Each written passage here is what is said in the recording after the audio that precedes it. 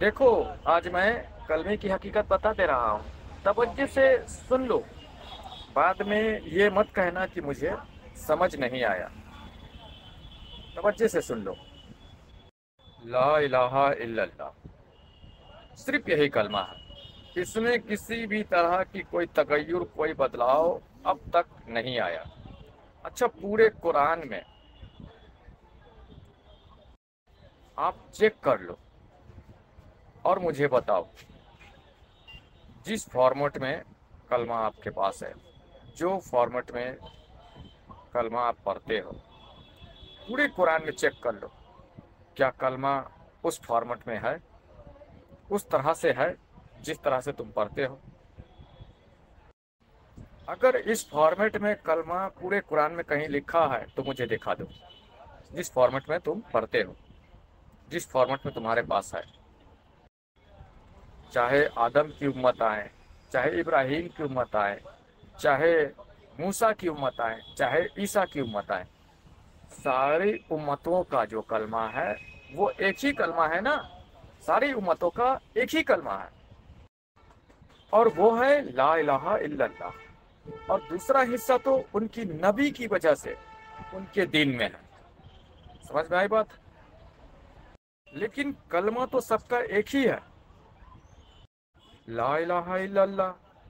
آدم آئے تو آدم صفی اللہ لگا، لا الہ الا اللہ۔ ابراہیم آئے تو ابراہیم خلیل اللہ، لا الہ الا اللہ۔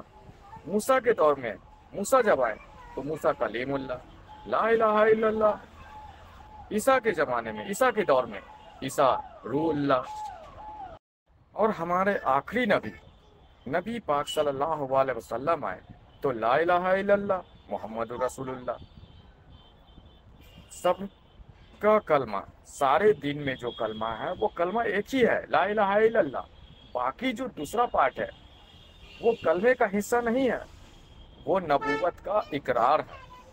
سمجھ میں آئی بات؟ وہ نبوت کا اقرار ہے۔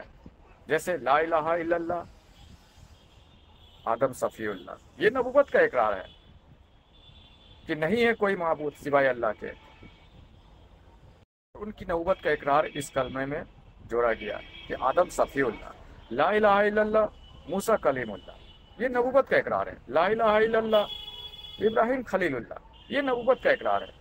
لا الہ الا اللہ عیسیٰ روح اللہ، یہ نبوت کا اقرار ہے۔ لا الہ الا اللہ محمد رسول اللہ، یہ نبوت کا اقرار ہے، یہ نبوت کا اقرار ہے۔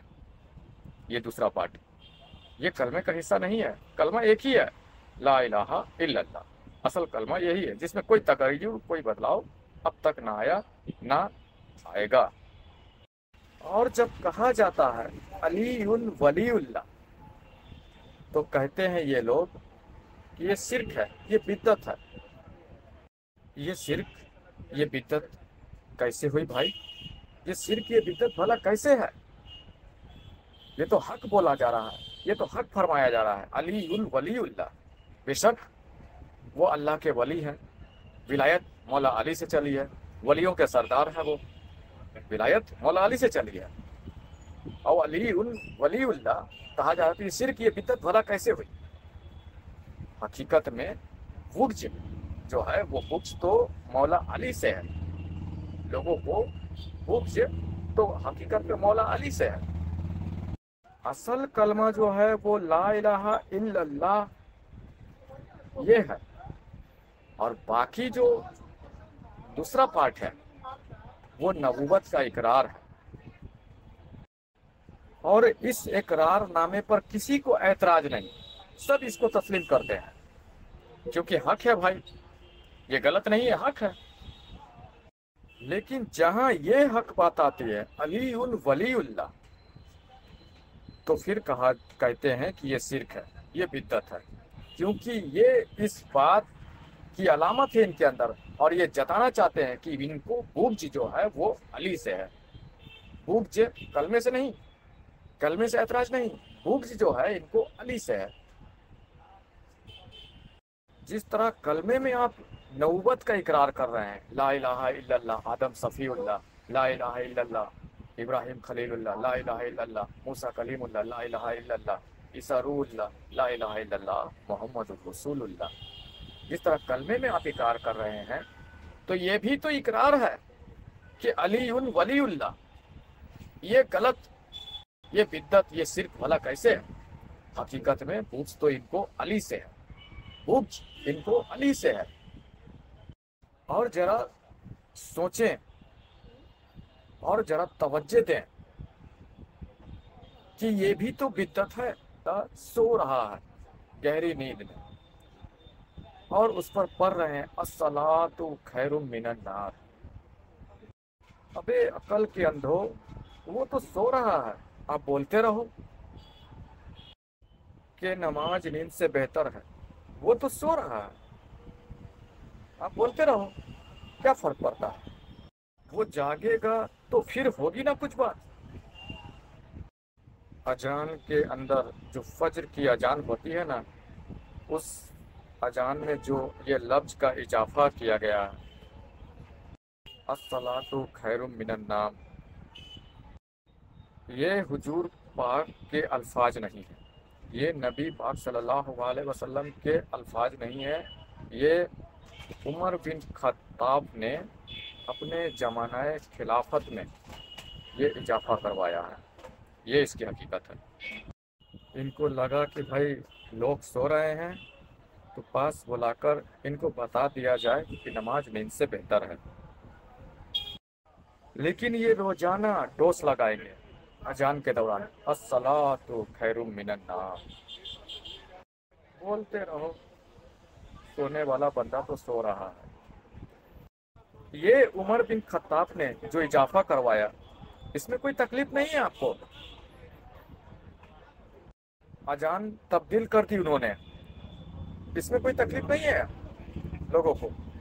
ये उमर बिन खत्ताब ने जो इजाफा करवाया, इसमें कोई परेशानी, कोई तकलीफ नहीं है लोगों को। अजान तब्दील कर दी उन्होंने।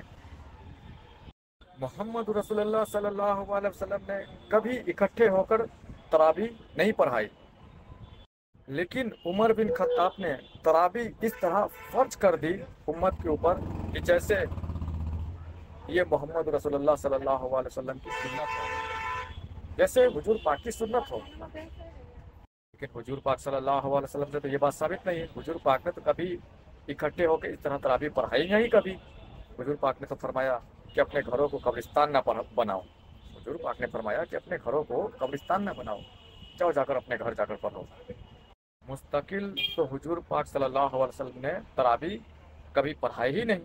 हुजूर पाक तो फरमाते हैं कि अपने घरों को कब्रिस्तान मत बनाओ, जाओ जाकर अपने घरों पर जाकर सुन्नतें अदा करो, जाकर तरावी पढ़ो। लेकिन उमर बिन खत्ताब ने ये ठप्पा लगाई कि सब मस्जिदों में तरावी होगी हर साल, सारे मस्जिदों में तरावी होगी हर साल। ये उमर बिन खत्ताब ने ये ठप्पा लगाया। ये उमर बिन खत्ताब का हुक्म है, मोहम्मद रसूलुल्लाह ने ये काम नहीं किया और हुक्म नहीं दिया। और दूसरी बात, मोहम्मद रसूलुल्लाह सल्लल्लाहु अलैहि वसल्लम ने और अल्लाह ने तो ये नहीं कहा कि कुरान को जमा करो, इकट्ठा करो। ये कुरान अब तुम लेके बैठे हुए हो, क्यों लेकर बैठे हुए हो? इसको जमा करने का हुक्म ना अल्लाह ने न दिया, ना रसूल ने दिया, तो फिर ये क्या हो गया? तो ये बिद्दत हो गई ना। कुरान का इस तरह प्रिंट होकर तेरे हाथों में आना बिद्दत है, तेरे हाथों में आना बिद्दत है। छोड़ दे इसको, नहीं दिया था अल्लाह के रसूल ने इसका हुक्म। और जिन्होंने इसको कलेक्ट करके किताबी सूरत दी, इसे प्रिंट करके किताबी सूरत दी, शायद वो खुद कुरान पर अकीदा ईमान नहीं रखते थे। क्योंकि अल्लाह ने फरमाया था नबी पाक सल्लल्लाहु अलैहि वसल्लम को कि हमने ये कुरान उतारा है और हम ही इसकी हिफाजत करेंगे। अल्लाह ने ये फरमाया था नबी पाक सल्लल्लाहु अलैहि वसल्लम को कि हमने ये कलाम उतारा है और हम ही इसकी हिफाजत करेंगे। फिर खौफ क्यों लाहक हुआ? क्यों खौफ आई इन लोगों के अंदर कि कुरान जाया हो जाएगा? क्यों ये खौफ आई कि कुरान जाया हो जाएगा, इसे इकट्ठा करो? क्यों ये खौफ आया? यानी कि अल्लाह के कलाम पर अकीदा ईमान नहीं।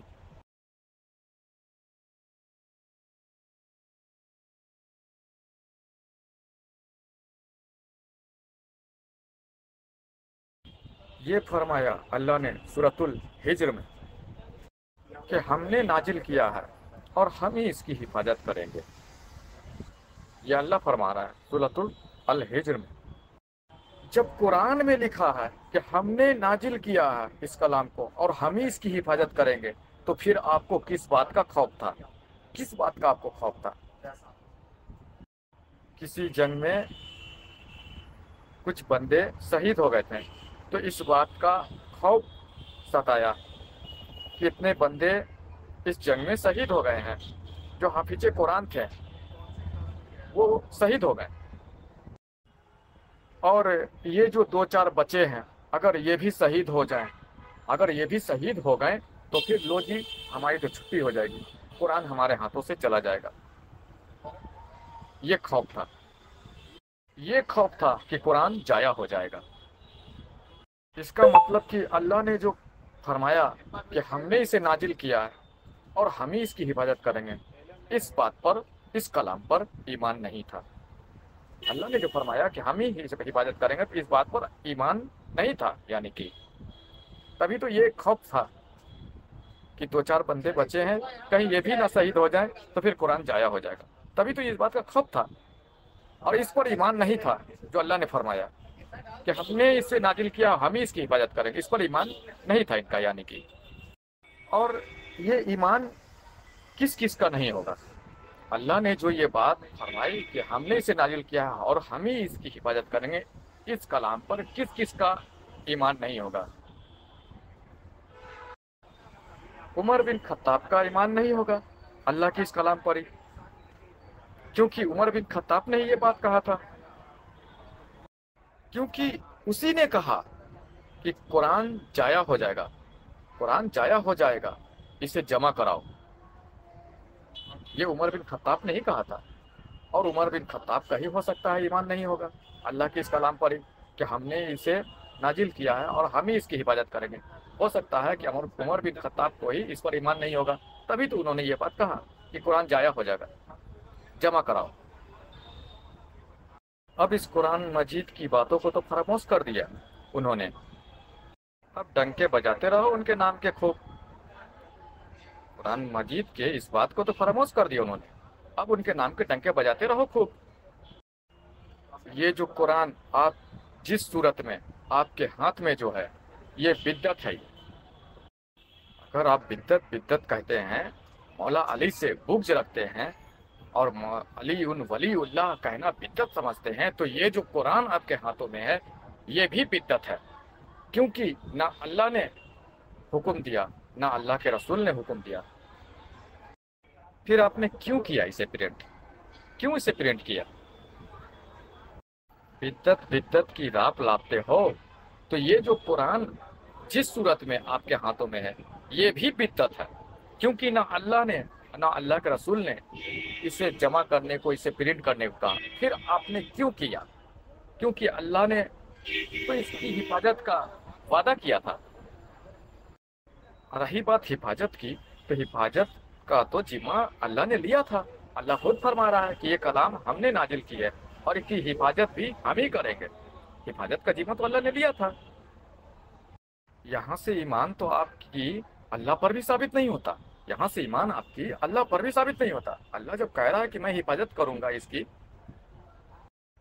پھر بھی آپ فکر مند ہیں کہ قرآن ضائع ہو جائے گا، تو یہاں سے ایمان تو آپ کی اللہ پر بھی نہیں، اللہ کے کلام پر بھی نہیں ہے.